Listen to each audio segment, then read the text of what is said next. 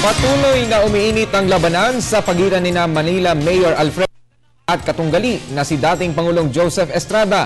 Sa kanilang debate sa UP, bahagyang nagkaroon ng tensyon sa pagitan ng dalawang panig. Si Noel Perfecto sa detalye.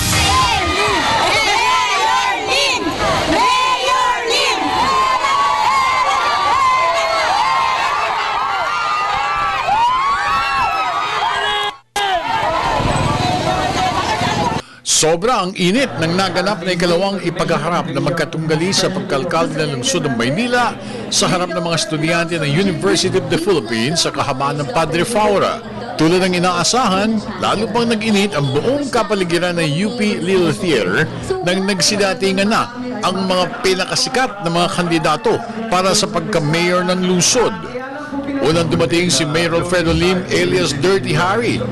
Agad naman sinundan at sumunod ang anak ng Tondo na si Asyong Salong.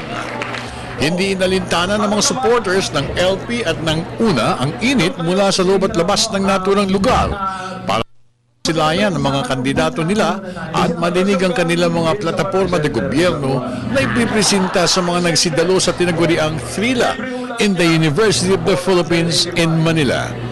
Ang inaantabayan ng sanang pagpapaliwanag hinggil sa programang kaunlaran ng lungsod ay nalihis sa isyu na may kinalaman sa problemang nasyonal tulad ng impeachment at personal na batikusan na hindi nagpasaya sa mga nanonood.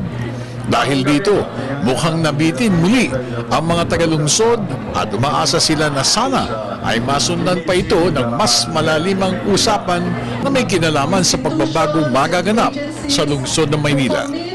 Sa aking magiging na katumbari,